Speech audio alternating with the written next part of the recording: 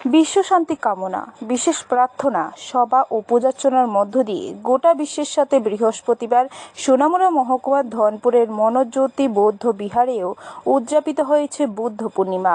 এই এলাকাটিতে 22টি পরিবার বৌদ্ধ ধর্মাবলম্বী। গোটা সিপাহীজলা জেলা ইতি একমাত্র বৌদ্ধ বিহার, তাই স্থানীয়দের পাশাপাশি দূর দূরান্ত থেকে আসা বৌদ্ধ ধর্মাবলম্বী বহু মানুষ সকাল থেকে শুরু হওয়া এই বিশেষ প্রার্থনা সভা ও পূজা পাঠে অংশ নেন। এই দিনেই মহামুনি গৌতম বুদ্ধ জন্মগ্রহণ করেছিলেন। 37 বছর বয়সে একই দিনে বৌদ্ধ গয়ায় বৌদ্ধত্ব লাভ করেন এবং 80 বছর বয়সে একই দিনে তিনি পরিনির্বাণ লাভ করেন। তাই বৌদ্ধ ধর্মে বিশ্বাসী প্রতিটি মানুষের কাছে দিনটি খুবই তাৎপর্যপূর্ণ ও পবিত্র।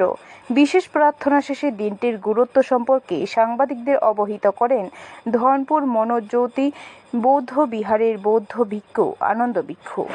ধনপুর মনোজ্যোতি বৌদ্ধ বিহারে 22টি পরিবার আছে। 22টি পরিবারের সকলেই সমঝোত হয়ে একত্রিত হয়ে সম্মিলিতভাবে ঐতিহ্য সহকারে প্রতিবারের ন্যায় প্রতি বছরে নিয়ে এখানে মহা আরম্ভে এখানে ভিতর এই বৌদ্ধ পূর্ণিমা আয়োজন করতে যাচ্ছে।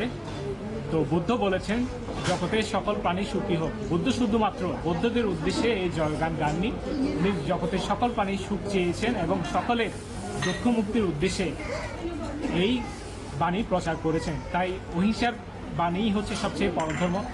ব্যুরো রিপোর্ট, খবর ত্রিপুরা।